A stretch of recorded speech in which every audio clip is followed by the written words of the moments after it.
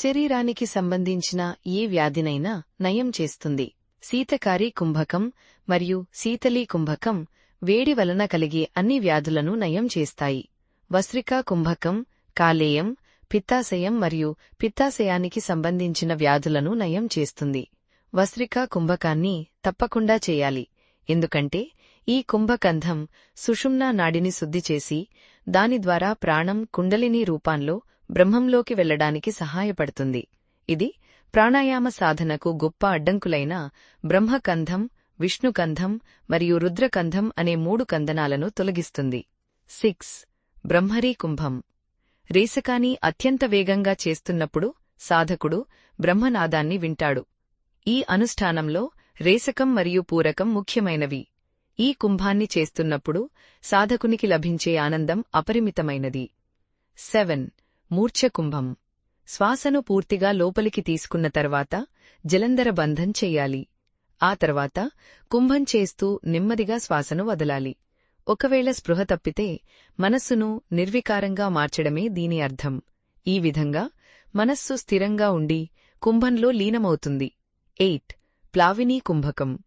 ఈ కుంభకను కడుపును శ్వాసతో నింపుకుని చెయ్యాలి. ఈ కుంభకను చేసేవారు ఎల్లప్పుడూ సంతోషంగా ఉంటారు. కుంభక సాధారణంగా 2 రకాలు. అవి 1. సహిత కుంభక, 2. కేవల కుంభక. 1. సహిత కుంభక. పైన పేర్కొన్న 8 రకాల సహాయంతో దీనిని చేస్తారు. 2. కేవల కుంభక. ఎలాంటి ఇతర సహాయం లేకుండా సాధారణ ప్రాణాయామం చేస్తూ దీనిని చేస్తారు. సహిత కుంభకను మొదట 10 నుండి 20 జటాజూటాల వరకు చేసి ఆ తర్వాత 40 నుండి 50 జటాజూటాల వరకు పెంచాలి. దీనిని 80 జటాజూటాల వరకు చేస్తే అది నేరుగా కేవల కుంభక అవుతుంది. ఆ తర్వాత యోగి దీనిని 120 జటాజూటాల వరకు పెంచవచ్చు. అప్పుడది పరిపూర్ణమైన కేవల కుంభక అవుతుంది. కేవల కుంభక సాధన ఈ క్రింది విధంగా ఉంటుంది. రేషకాన్ని పురాచారాలను విడిచిపెట్టాలి. శ్వాసను ఒక ఇష్టం వలె బిగపట్టి అణచివేయాలి. ఈ కుంభకాన్ని పొందినవారు అన్ని రకాల సిద్ధులను పొందుతారు. వారు ఎన్నడూ మరణించరు. కుంభక సిద్ధిని పొందిన వ్యక్తిలో ఈ క్రింది లక్షణాలు కనిపిస్తాయి. అతని శరీరం మరీ లావుగా ఉండదు, కాని అతను చాలా బలంగా ఉంటాడు. అతని ముఖం తేజస్సుతో ప్రకాశిస్తుంది.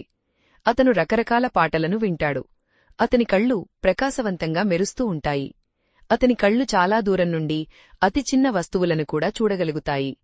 అతని సంచి ఎంత గట్టిగా ఉంటుందంటే రంభై, ఊర్వశి మొదలైన దేవతలు వచ్చి అతన్ని కాటపట్టినా అది బయటికు రాదు. అతని శరీరంలో 72,000 నాడులు శుద్ధి చేయబడతాయి మరియు అతని జీర్ణశక్తి సమృద్ధిగా ఉంటుంది మరియు అతనికి రాళ్లను పగలగొట్టే శక్తి ఉంటుంది. యోగాభ్యాసంలో పరిజ్ఞానమున్న వ్యక్తికి ఆసనాలు, కుంభకాలు తెలిస్తే సరిపోదు. అతనికి ఇంకా ఎన్నో విషయాలు తెలిసి ఉంటాయి. ముద్రలను కూడా అభ్యసించాలి. ముద్రలలో అత్యంత ముఖ్యమైనవి 3. అవి 1. మకర ముద్ర, 2. విపరీతకరణ ముద్ర, 3. కేసరి ముద్ర. 1.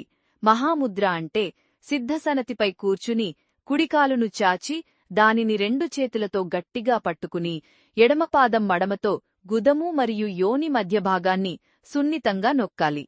శరీరంలోని 9 ద్వారాలను మూసి ముఖద్వారాన్ని ఛాతీపై ఉంచాలి. తరువాత ప్రాణాయామం చెయ్యాలి. ఈ అభ్యాసం ద్వారా శరీరంలోని అన్ని అవయవాలు చురుకుగా మారతాయి. అవి నిశ్చలమవుతాయి. అన్ని పాపాలు తొలగిపోయి జీవం వృద్ధి చెందుతుంది. ఇది సాధకునికి సాటిలేని సౌందర్యాన్ని ప్రసాదించి మృత్యువు నుండి రక్షిస్తుంది. అతని ఇంద్రియాలు అణుకువగా ఉంటాయి. అతని కోరికలు నెరవేరతాయి. పురుషాంగం లోపల 2వ విపరీతకరణ ముద్రను ఆచరించాలంటే ప్రాణాయామం చేసిన 1 గంట ముందు లేదా 1 గంట తర్వాత తలను నేలపై ఉంచి 2 కాళ్లను పైకి ఎత్తాలి. అంటే తల క్రిందులుగా నిలబడాలి. మొదట 2 కాళ్లతో ఒక చెట్టు కొమ్మను పట్టుకుని తలను క్రిందికి ఉంచి వేడాడవచ్చు. ఈ విధంగా నిలబడి అక్కడ మెల్లగా కదలాలి. ఒక యోగి ఈ ముద్రను ప్రతిరోజూ 3 లేదా 4 గంటలపాటు సాధన చేస్తే అతను మృత్యువును జయిస్తాడు. అతను మహాప్రళయంలో కూడా నాశనం కాడు. ఈ ముద్రను సాధన చేసేవాడు అమృతం తినేవానిలా అవుతాడు. ఆనంద 3వ కేసరి ముద్ర ఏమిటంటే యోగి పద్మాసనంపై కూర్చుని తన దృష్టిని 2 కనుబొమ్మల మధ్య నిలిపి తన నాలుకను లోపలికి లాగి అమృతం యొక్క మూలం వైపు వెళ్లేలా చెయ్యాలి. నాలుక మొదట గొంతు పైభాగంలోని రంధ్రాన్ని తాకాలి. దానిని స్పృశించాలి. అమృతం యొక్క మూలం ఆ రంధ్రంలోనే ఉంది. నాలుక అమృతాన్ని సేవించడం ప్రారంభిస్తే మనసు అశాంతంగా ఉండదు. కేసరి ముద్రలో జపాన్ని స్వీకరించాలనుకుంటే నాలుకను పొడవుగా పెంచుకోవాలి. నాలుకను పొడవుగా చేసి గొంతు పైభాగం గుండా రెండు కనుబొమ్మల మధ్య ప్రాంతానికి చేరేంతవరకు ఒక వ్యక్తి అమరత్వాన్ని పొందడం అరుదు. నాలుకను పెంచే విధానమేమిటంటే పసుపు, నల్ల ఉప్పు, ఒకవేళ నల్ల ఉప్పు అందుబాటులో లేకపోతే సాధారణ ఉప్పు మరియు వేయించిన మిరపకాయను సమానంగా కలిపి ఈ పొడితో ప్రతి ఉదయం పళ్ళు తోముకోవాలి. అలాగే ఈ పొడిలో చిటికెడు తీసుకుని తినాలి. ఆవుపాలు పిండడానికి దాని పొదుగును ఎలా లాగుతారో అలాగే ప్రతిరోజూ నాలుకను పట్టుకుని నెమ్మదిగా లాగాలి. దీనిని ప్రతి ఉదయం 10 లేదా 15 నిమిషాల పాటు సాధన చేయాలి. కేసరి ముద్ర ద్వారా మాత్రమే బ్రహ్మరంధ్రాన్ని పొందగలరు. చిన్నతనంలోనే నాలుకను సాగదీసి అభివృద్ధి చేసే సాధన చేస్తే అది సులభమవుతుంది. వయసు పెరిగే కొద్దీ నాలుకలోని నరాలు మందంగా, పొడవుగా అవుతాయి. అందువల్ల వృద్ధులు కొన్ని కల్పాలపాటు తమ నాలుకను అభివృద్ధి చేసుకోవాలి. ఒక చిన్న కత్తి తీసుకుని నాలుక కొన వద్ద ఉన్న నరాన్ని కోయండి. సమాన పరిమాణంలో ఉప్పు, పసుపు పొడిని కలిపి అక్కడ ఉంచి 7 రోజులపాటు ప్రతి ఉదయం, సాయంత్రం ఆ ప్రదేశంలో రుద్దాలి. ఆ తర్వాత సాధకుడు మళ్లీ నాలుక మూలం వద్ద మరొక నరాన్ని కోసి ముందు చెప్పిన విధంగా పొడిని పూయాలి. ఈ విధంగా సుమారు 6 నెలలపాటు నాలుకను కోసి బాగుచెయ్యాలి. అప్పుడే అతని నాలుక స్వేచ్ఛగా బ్రహ్మరంధ్రాన్ని చేరుకోగలదు. ఈ రకమైన నాలుక శిక్షణ పూర్తయిన తర్వాత శిక్షణ పొందిన వ్యక్తి తన నాలుకను గడ్డంవైపు వంచి తలపక్కన ఉన్న రంధ్రం గుండా పైకి పంపాలి. ఈ కేసరి ముద్రను ప్రతిరోజూ అరగంటపాటు చెయ్యాలి. ఒకవేళ ఎవరైనా శ్వాసలో నైపుణ్యం సాధిస్తే అతనికి ఎలాంటి ప్రమాదం ఉండదు, భయం ఉండదు, మరణమనేదే ఉండదు. లేకపోతే శ్వాసను పైకి లాగడం ద్వారా శ్వాస తీసుకోవడంలో ఇబ్బంది పడతాడు. కేసరి బ్రహ్మమంత్రాన్ని జపించిన వ్యక్తి లెక్కలేనన్ని శ్లోకాలు పఠించినా అతని పురుషాంగం బయటకు రాదు. ఈ విధంగా నాలుకను సాగదీయడం మరియు అభివృద్ధి చేయడం అనే విషయం యోగిలో ప్రస్తావించబడింది. కాని ఇది విశ్వంలో కీర్తి మరియు ఆనందాన్ని కోరుకునే వారికి మాత్రమే తగినది. ఈ యోగాభ్యాసానికి ప్రయోజనకరంగా కొన్ని బంధాలు ప్రస్తావించబడ్డాయి. వాటిలో అత్యంత ముఖ్యమైన రెండింటినీ మనం ప్రస్తావిద్దాం. 1. మూలబంధ. 2 మడమలను గుదద్వారం వైపు నిటారుగా ఉంచి గుదద్వారాన్ని బిగించి అపానవాయువును గుదద్వారం నుండి సుషుమ్నా నాడిలోకి పీల్చుకోవాలి. తరువాత గుదద్వారాన్ని మూసి మౌనంగా ఉండాలి. ఈ విధంగా ప్రాణాన్ని ధ్యానిస్తే మేఘాల శబ్దం వంటి శబ్దాలు వినబడతాయి. శ్వాస శబ్దం జ్ఞానాన్నిస్తుంది. ఈ మూలాధార బంధం ఏర్పడితే ప్రాణం మరియు శ్వాస సుషుమ్నా నాడిలో ఏకమవుతాయి. సుషుమ్నా నాడి బ్రహ్మరంధ్రానికి వెళ్లి శబ్దంతో కలుస్తుంది. అక్కడ అన్ని సహస్రారంలో ఏకమవుతాయి. మూలాధార బంధం నశించడం వల్ల పుణ్యాత్ముడు యవ్వనంగా మారతాడు. కుండలినీ శక్తి సుషుమ్నా నాడి ద్వారా విడుదలై పైకి వెళితే పైకన్ను, వీపు కూడా నిటారుగా అవుతాయి. యోగికి ఒక్కరోజు కూడా వృధా కాదు. అప్పుడు మెడను ముందుకు వంచండి. 2. జలంధర బంధం. నీ మెడను ఛాతీకి 4 అంగుళాల పైన ఉండే స్థితిలో ఉంచి శ్వాసను నియంత్రించాలి. ఆ శ్వాసతో నాడిని మరియు కలేలను బ్రహ్మరంధ్రం వైపు ముందుకు వెళ్లేలా నిర్దేశించాలి. శ్వాసను అమృత్ స్నానంలోకి పంపి నాలుకతో దానిని మూసివెయ్యాలి. జలంధరబంధ సాధన ద్వారా అమృతం క్రిందికి రాకుండా ఆపగలిగితే శ్వాసను సులభంగా బ్రహ్మరంధ్రంలోకి పంపవచ్చు. శ్వాస నాడుల నుండి అమృతం గ్రహించిన వెంటనే దానిని ఆపాలి. కంఠంలోని విశుద్ధి వద్ద దానిని ఆపాలి. ఆ తరువాత దానిని ముందుకు ప్రసరింపజేయాలి. ఇక్కడ మనం 6 ఆధారాలలో యోగి యొక్క అనుష్ఠానం గురించి కొద్దిగా మాట్లాడుకుందాం. 1. మూలాధార పృథ్వీస్థానం. 2. స్వాదిష్ఠాన అప్పుస్థానం. 3. మణిపూరక అగ్నిస్థానం. 4. అనాగత వాయుస్థానం. 5. విశుద్ధి ఆకాశస్థానం. 6. ఆజ్ఞ మానస్థానం. 7. సకస్రారం లేదా బ్రహ్మరండం బ్రహ్మస్థానం. 6వ ఆధారమైన ఆజ్ఞ వరకు జీవుడు తన స్వభావాన్ని మార్చుకోకుండా అభివృద్ధి చెందుతూనే ఉంటాడు. సకస్రారాన్ని దాటిన తర్వాత అది పరమాత్మతో ఏకీకృతం అవుతుంది. మూలంలో కుండలినీ చక్రం 3.5 చుట్టలుగా చుట్టుకుని తన తోకను నోటితో కొరుకుతో సుషుమ్నలో ఉంచుకుంటుంది. దీనిలో ఆత్మతేజస్సు ఉంటుంది. దీనిని వాక్కుకు తల్లి అని కూడా అంటారు. నాడులన్నీ దీనిని ఆవరించి ఉంటాయి. దీనిని బీజమని కూడా అంటారు. ఈ కుండలినీ శక్తే పరమాత్మశక్తి. సత్వ, రజో, తమో గుణాలన్నిటికీ ఇదే మూలస్థానం. ఈ శక్తి కోట్లాది సూర్యుల కాంతితో, కోట్లాది చంద్రుల చల్లదనంతో ప్రకాశిస్తుంది. ఇది సూర్యుడు, చంద్రుడు, అగ్ని అనే మూడింటి కలయిక. దీనినే మహాశక్తి అని అంటారు. ఈ బీజంలో కర్మశక్తి, జ్ఞానశక్తి ఉంటాయి. ఇది శరీరమంతటా వ్యాపించి ఉంటుంది. కుండలినీలో వ్యాపించియుండే జ్వాలరూపంలోని శక్తిని కామబీజం అంటారు. ఈ మూలాన్ని నిరంతరం ధ్యానిస్తే అనేక సిద్ధులు లభిస్తాయి. దీనిని ధ్యానించేవారు క్రమంగా భూమికి అతీతంగా ఎదుగుతారు. ఈ సాధకుడి శరీరం మొత్తం ప్రకాశిస్తుంది. అతడు సర్వజ్ఞుడు. అతను అవుతాడు. అతనికి ఏ వ్యాధి రాదు. సరస్వతి అతనిపై సంపూర్ణ ఆశీస్సులు కురిపిస్తుంది. అతను కోరుకున్నది ఏదైనా పొందుతాడు. అతను ఈ కిబానాంను 6 నెలలపాటు నిరంతరాయంగా పాటిస్తే అతని ప్రాణం ఖచ్చితంగా సుషుమ్నలోకి ప్రవేశిస్తుంది. ఒక ఇత్తడి పాదపాత్రలో చాలా నీరు తీసుకుని పుష్కలంగా మలవిసర్జన చేసి ఆ నీటితో గుదాన్ని కడగాలి. తరువాత మధ్యవేలును గుదంలోకి చొప్పించి దాని చుట్టూ పూర్తిగా రుద్దుతూ శుభ్రం చేయండి. చాలా మృదువైన వస్త్రాన్ని తడిపి ఆ వస్త్రంతో మీ మధ్యవేలును గుదంలోకి చొప్పించి ప్రేగులను శుభ్రం చేయండి. తరువాత మీ ఇష్టానుసారం వేడి లేదా చల్లని నీటితో స్కాన్ చేయండి. పళ్లు తోముకునే పద్ధతి ఇంతకు ముందే చెప్పబడింది. పళ్లు తోముకునేటప్పుడు నోటి నుండి కారే లాలాజలాన్ని తీసుకుని మీ ముఖానికి లేదా మీ బుగ్గలకు మరియు నుదిటికి రుద్దుకుని ఆ తరువాత శుభ్రమైన నీటితో ముఖం కడుక్కోవాలి. ఇలా చేస్తే మీ ముఖంపై ఉన్న మురికి మరియు మొటిమలు అన్నీ మాయమై మీ ముఖం ప్రకాశవంతంగా మరియు కాంతివంతంగా మారుతుంది.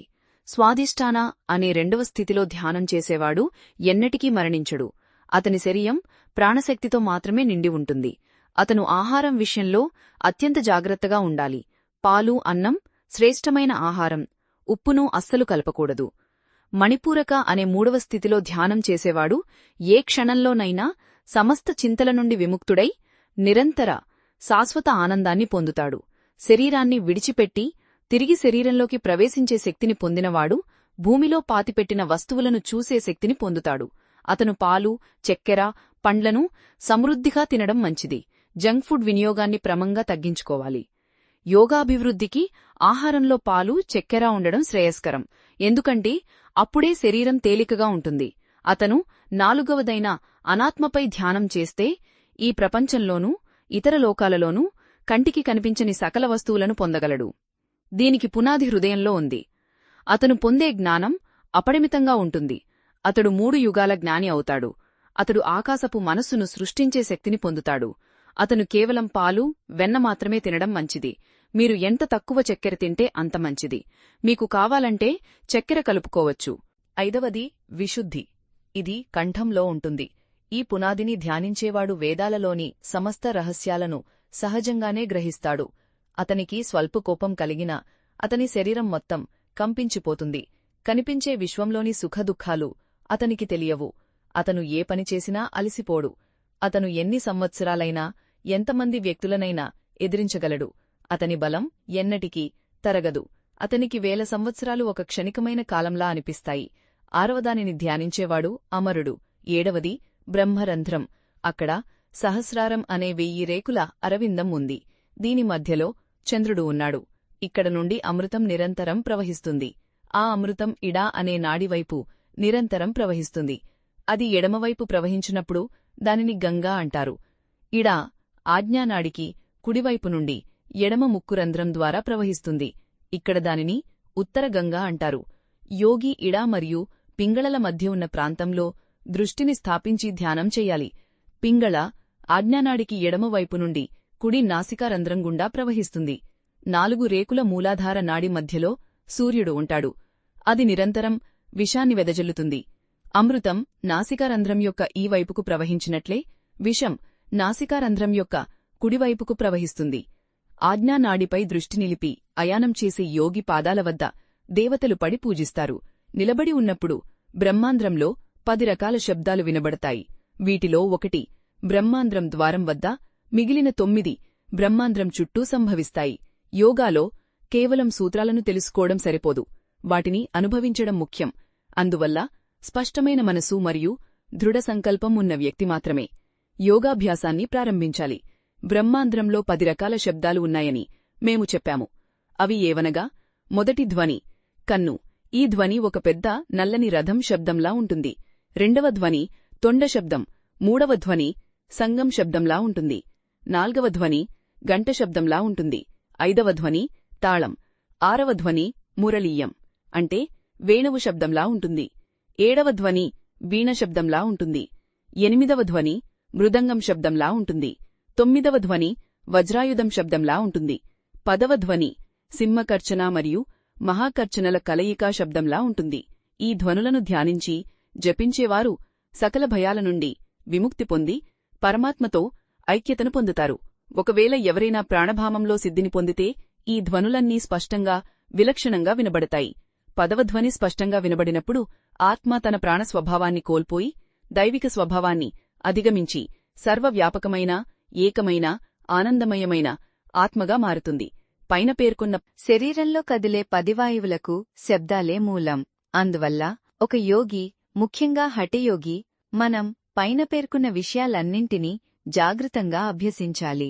రాజయోగం గందరగోళపరిచే రంగం కాదు, ఆత్మజ్ఞాన స్వరూపం. కాబట్టి మనం పరిపూర్ణమైన దోషరహితమైన జ్ఞానాన్ని పొందడానికి కృషి చెయ్యాలి. ఈ జ్ఞానాన్ని సాధించడానికి ఒకే ఒక మార్గం ఉంది, అదే ఏకాగ్రత. ఏ వివేకి అయినా తాను తెలుసుకోవాలనుకునే విషయంపై తన మనసును కేంద్రీకరించగలడు. తన మనసు యొక్క శక్తులన్నింటినీ ఆ విషయంపై కేంద్రీకరించినప్పుడు మాత్రమే ఆ విషయం యొక్క జ్ఞానం అతనికి స్పష్టమవుతుంది. ఇప్పుడు నేను ఈ యోగమనే విషయం గురించి వ్రాస్తున్నాను. నేను నా మనసు యొక్క శక్తులన్నింటినీ ఈ విషయంపై ఎంత ఎక్కువగా కేంద్రీకరిస్తే యోగ రహస్యాన్ని అంత ఎక్కువగా చూడగలుగుతాను మరియు తెలియజేయగలుగుతాను. పాఠకులు తమ మనసులని ఎంతగా ఏకాగ్రతతో అధ్యయనం చేస్తే వారు విషయాన్ని అంత స్పష్టంగా అర్థం చేసుకోగలరు. ఈ విశ్వంలో వెల్లడైన కళలన్నీ ఏకాగ్రత ద్వారానే వెల్లడయ్యాయి. తలుపు తట్టి తెరవడానికి ఇదే మార్గమని తెలిసినప్పుడు ఈ ప్రపంచం తనలో దాగి ఉన్న రహస్యాలన్నింటినీ బయటపెట్టడానికి సిద్ధంగా ఉంటుంది. ఏకాగ్రతే ఆ తలుపు తట్టి తెరిచే మార్గం.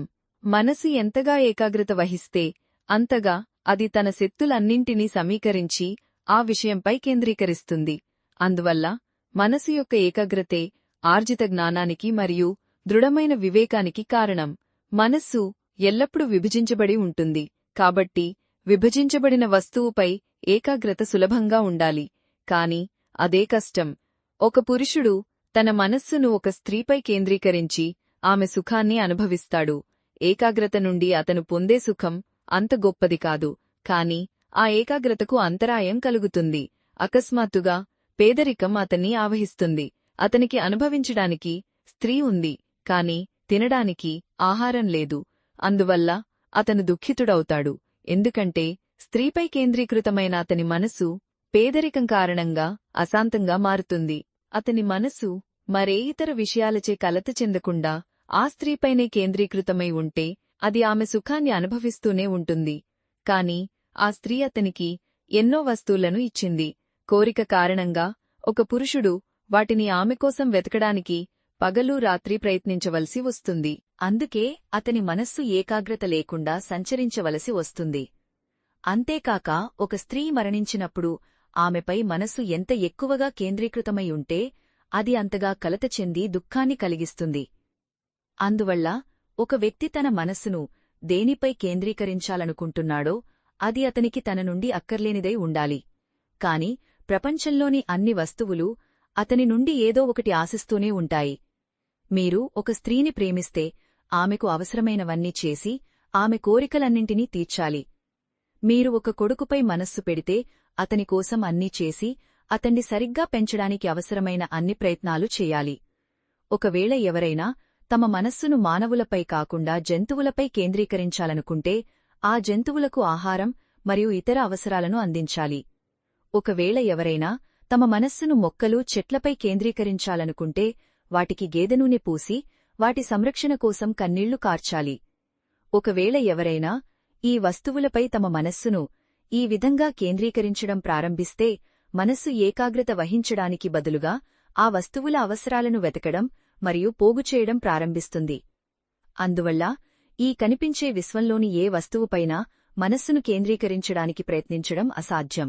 అంతేకాకుండా మనం మన మనసును దేనిపై కేంద్రీకరించాలనుకుంటున్నామో ఆ వస్తువు నాశనం లేనిదిగా ఉండాలని మనం ఇదివరకే చూశాం.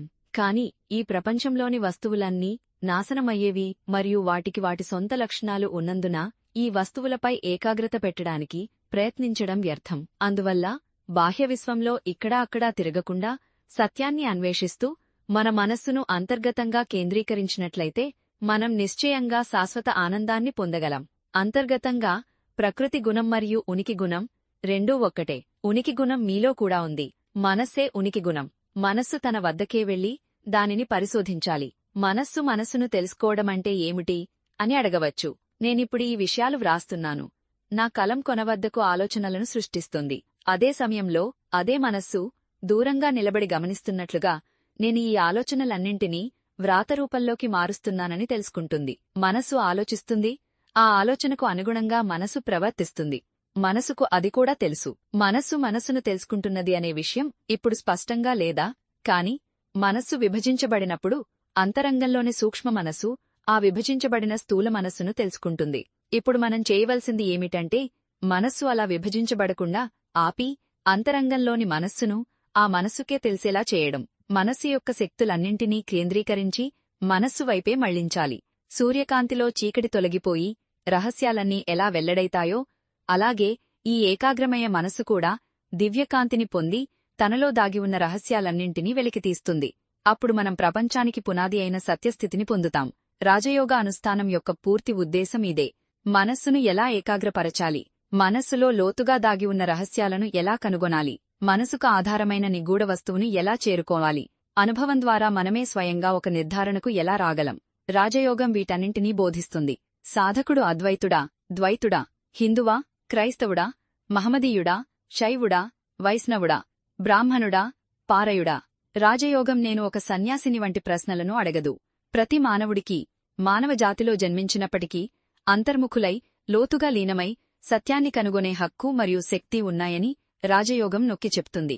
ఈ ప్రపంచం ఎందుకు ఉనికిలోకి వచ్చింది, ఇది ఎలా ఏర్పడింది అనే ప్రశ్నలను అడిగే హక్కు మానవుడికి ఉన్నట్లు, ఒకవేళ అతను స్వయంగా బాధపడితే ఆ ప్రశ్నలకు సమాధానాలను స్వయంగా పొందే శక్తి కూడా అతనికి ఉన్నట్లు రాజయోగం చెప్తుంది. రాజయోగం మనిషిని గుడ్డిగా నమ్మమని చెప్పదు. ఒక విషయాన్ని స్పష్టంగా తెలుసుకోవడానికి మనిషి దేనిని నమ్మాల్సిన అవసరం లేదు. సత్యం దానంతట అదే నిలబడుతుంది. దానికి మద్దతుగా ఏదీ అవసరం లేదు.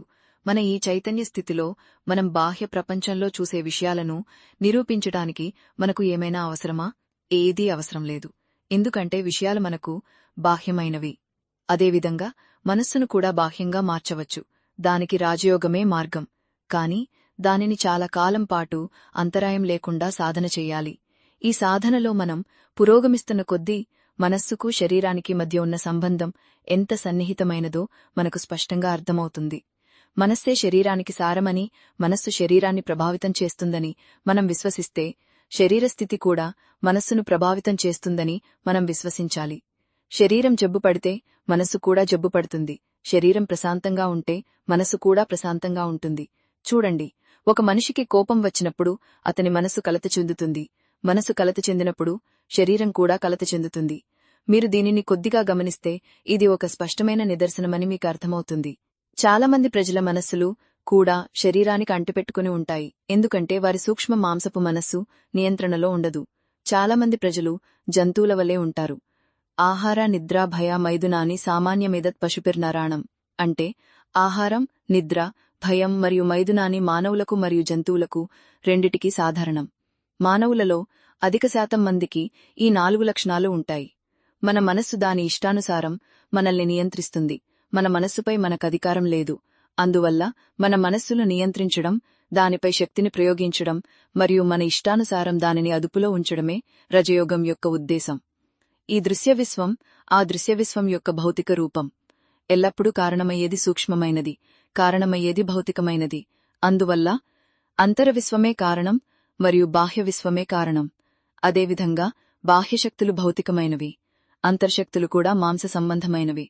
అందువల్ల మనం అంతర్శక్తులను నియంత్రించి వాటిపై పట్టు సాధించే గుణాన్ని పొందినట్లయితే బాహ్యశక్తులతో కూడిన ఈ సమస్త ప్రకృతి మనలోనే నియంత్రించబడుతుందనడంలో సందేహం లేదు. రజోయోగి ప్రకృతిని నియంత్రించి ఈ ప్రపంచాన్ని తన వశం చేసుకోవడానికి ప్రయత్నిస్తాడు. అతను ప్రకృతి హద్దులను దాటి వెళ్లాలని కోరుకుంటాడు. అతను సమస్త అంతరబాహ్య విశ్వాలకు రాజు కావాలని ఆశిస్తాడు. ఈ ప్రకృతిని నియంత్రించడంలో ఎంత పురోగతి ఉంటుందో మానవాళి కూడా నాగరికతలో, జ్ఞానంలో అంతగా అభివృద్ధి చెందుతుందని చెప్పవచ్చు. తెలిసి చేసినా తెలియక చేసినా మానవుడు ప్రకృతిని నియంత్రించడానికి అన్ని విధాలా ప్రయత్నిస్తాడు. అదేవిధంగా ప్రతి సమాజం ప్రయత్నిస్తుంది. అదే సమాజంలో కొందరు బాహ్య స్వభావాన్ని నియంత్రించడానికి ప్రయత్నిస్తే మరికొందరు అంతర్గత స్వభావాన్ని నియంత్రించడానికి ప్రయత్నించినట్లే ఈ మానవ జాతిలో కూడా కొన్ని వర్గాలవారు బాహ్య స్వభావాన్ని నియంత్రించాలని కోరుకుంటే మరికొన్ని వర్గాలవారు అంతర్గత స్వభావాన్ని నియంత్రించాలని కోరుకుంటారు. రజోయోగం అంతర్గత స్వభావంపై పనిచేయడం ప్రారంభించి దానిని నియంత్రించి తద్వారా బాహ్య స్వభావాన్ని నియంత్రించడానికి సాహసిస్తుంది. ఇతర దేశాలలో మానవుల మనస్సు వెళ్లి బాహ్య స్వభావంపై పనిచేసింది. అది ఇప్పటికీ అదే పనిచేస్తోంది. మన మాతృభూమి అయిన ఈ భరతవర్షంలో అంతర్గత స్వభావం కోసం అన్వేషణ జరిగింది. ఈ యోగ సాధనలో ఎలాంటి రహస్యం లేదు. ఒకవేళ రహస్యం ఉందని మనం చెబితే దానిలో కొంత బలహీనత ఉందని మనం తెలుసుకోవాలి. మరియు మనం ఎప్పుడూ బలహీనతను అనుభవించము కాబట్టి ఆ రహస్యాన్ని అనవసరమైనదిగా భావించి తొలగించాలి. బలమే జీవితానికి మార్గం మరియు జీవితమే. అందువల్ల మనల్ని బలహీనపరిచే దేనినైనా మనం దూరంగా ఉంచుకోవడం అవసరం. స్వార్థపరులు యోగశాస్త్రంపై పరిశోధనలు ప్రారంభించి దాని జ్ఞానాన్ని రహస్యమని పిలుస్తూ బహుశా ఆ శాస్త్రానికే వినాశనాన్ని కోరుకున్నారు. విజ్ఞానశాస్త్రం యొక్క ముఖ్య ఉద్దేశం ఐక్యతను, అనేక విషయాలకు కారణమైన ఆ ఏకత్వాన్ని కనుగొనడమే. వేల సంవత్సరాల క్రితం మహర్షి రాజయోగాన్ని సిద్ధం చేసి మెరుగుపరిచారు మరియు అది మార్గంలో ఒక వెలుగుగా నిలిచింది. ఇప్పుడు యోగా గురించి వ్రాసేవారందరూ రహస్యాల గురించి మాట్లాడుతున్నారు మరియు మనస్సును గందరగోళం చేసేంత కఠినమైన భాషలో వ్రాస్తున్నారు. నా స్నేహితుడొకతను తరచుగా ఇలా అనడం నాకు గుర్తుంది. ఇతరులకు అర్థం కాకుండా తనకే బోధపడకుండా వ్రాసే లేదా మాట్లాడేవాడే గొప్ప వేదన. అదేవిధంగా ఈ రోజుల్లో ఎవరైనా మూలాధారం, స్వాదిష్టానం వంటి కొన్ని పదాలను ఉచ్చరించి అంతా పరకాస్యం అని చెబితే అతడిని యోగి అని పిలవవచ్చు. నేను హఠయోగా గురించి చెప్పింది నా సొంత అనుభవం నుండి కాదు. నా అనుభవం నుండి మరియు నేను వ్రాసిన అనేక పుస్తకాల నుండి తీసుకున్నాను.